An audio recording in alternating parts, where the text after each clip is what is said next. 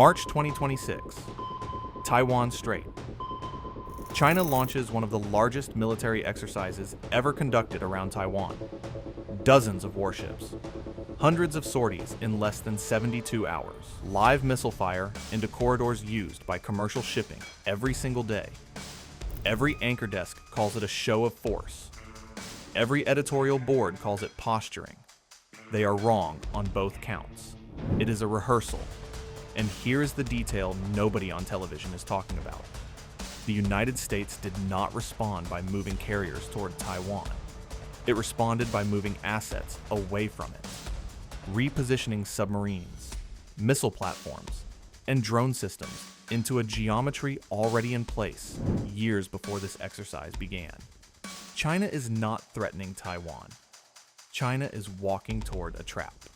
And by the time you finish this video, you will understand the engineering. If you are proud of the men and women standing watch in the Pacific tonight, type Watchmen in the comments. Subscribe to Navy Decoded. We do not sell headlines here. We sell geometry. Chapter 2. The Lock on the Pacific. Look at the map. Unfolded. Taiwan sits 130 kilometers from the Chinese mainland. That number is almost irrelevant. What matters is what surrounds it. To the north, Japan and the Ryukyu chain, anchored by Okinawa, home to the largest concentration of American military power in the Western Pacific. To the south, the Philippines, the Luzon Strait, and the Batanes Islands, sitting 148 kilometers from Taiwan's southern tip. Together, these form what Pentagon planners call the first island chain, a 3,000-kilometer arc of treaty allies wrapping around China's entire Pacific coastline like a wall. Every exit into the open ocean runs through it. Most Chinese submarines entering the deep Pacific must transit through narrow passages controlled by the first island chain. Every surface fleet must cross it. Control Taiwan and China punch a hole through the center of that wall. Its submarines gain unobstructed access to the deep Pacific. Its surface fleets can operate east of the chain for the first time. American defensive geometry collapses. Regional allies begin calculating whether the U.S. commitment means anything at all. Lose Taiwan and the wall tightens. The arc holds. The exits stay controlled. That is not politics. That is the physical structure of the Pacific. Taiwan is not the prize. Taiwan is locked. And right now, the United States holds the key. Chapter 3.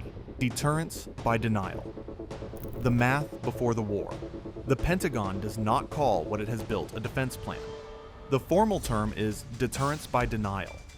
The logic is precise and it is brutal. An amphibious invasion of Taiwan requires the largest sustained crossing of contested water since the Normandy landings.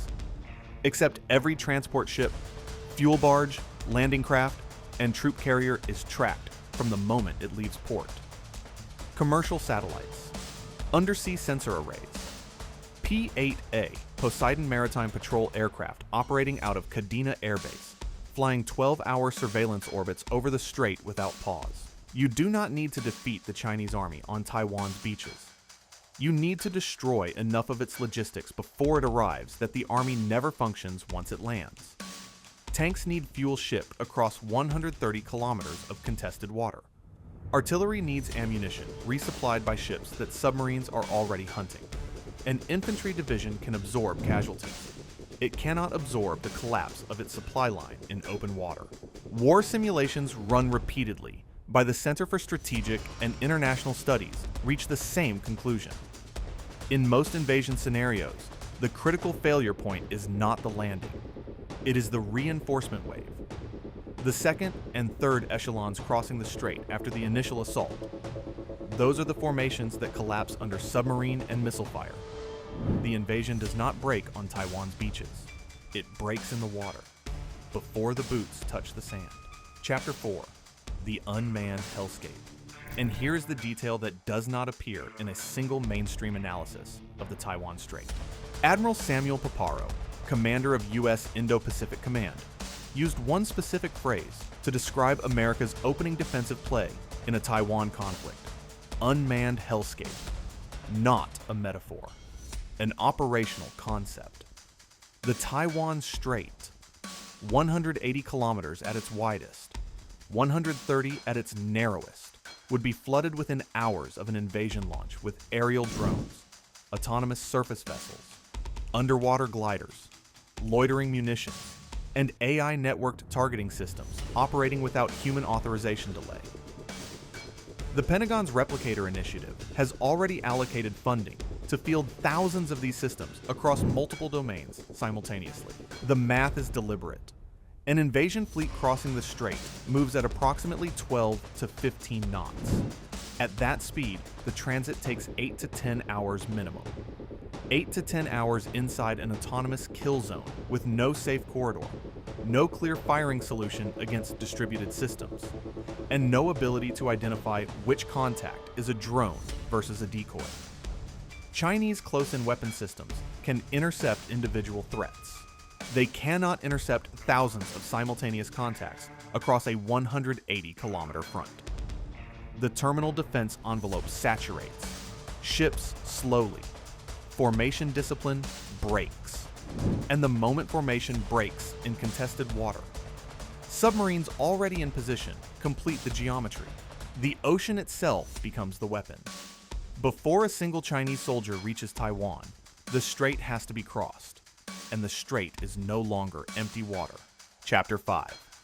The Submarine Cage. China's naval planners do not lose sleep over American aircraft carriers.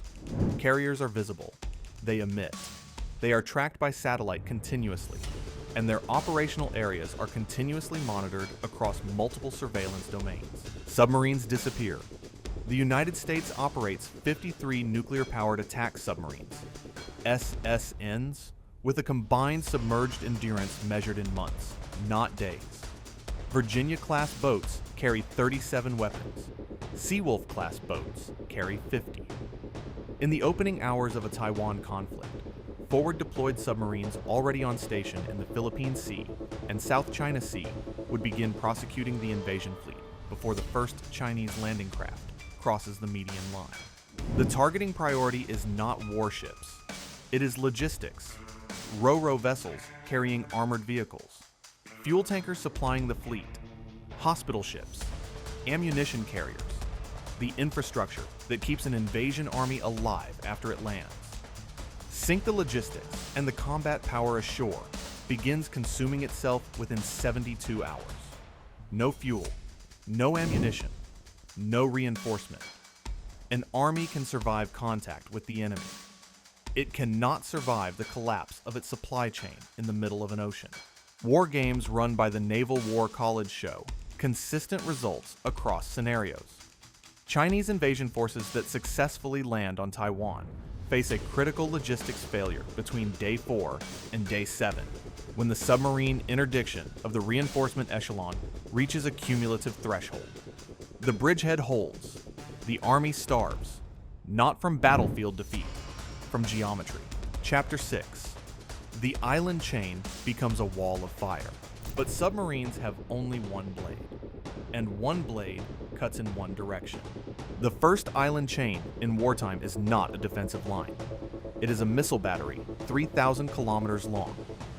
U.S. and Allied forces can deploy the NMESIS naval strike missile system, HIMARS rocket artillery, NMESIS anti-ship missile systems, and the Typhoon mid-range missile platform, a ground launch system capable of striking targets at 1,000 kilometers with Tomahawk Block 5 precision.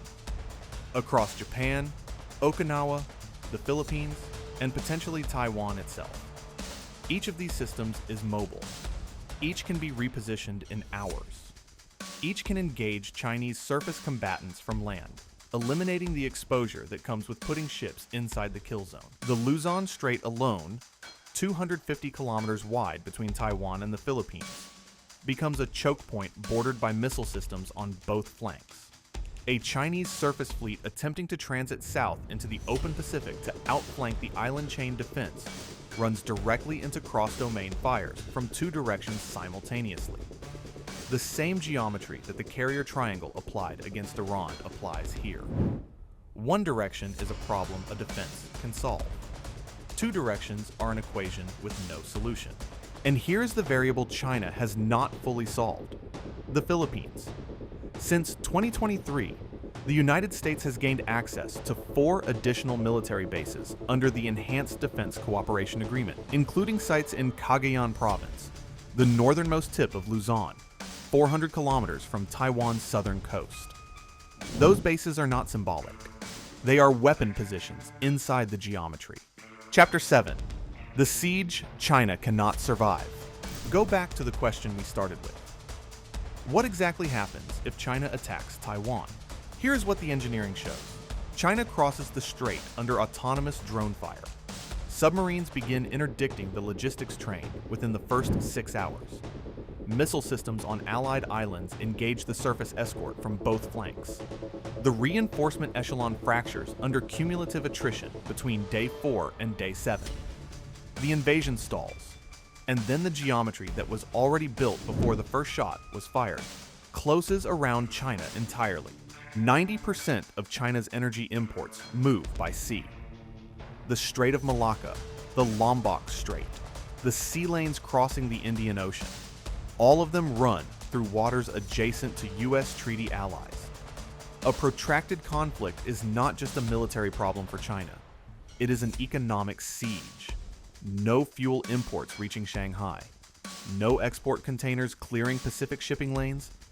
No revenue servicing a wartime economy absorbing escalating operational strain. The blockade does not require occupation. It requires a position, and the positions are already held. China does not fear losing Taiwan in a single battle. China fears the war that never ends because the geometry surrounding it was already locked before the invasion began. The United States did not build a defense. It built a cage with Taiwan as the hinge, the island chain as the walls, and submarines, drones, and missiles as the locks on every exit. 3 domains, 3 layers, 1 equation with no solution. The geometry is already built. The equation was solved years ago. Share this with someone who needs to understand why the Pacific matters. Subscribe to Navy Decoded. We do not sell narratives. We sell engineering.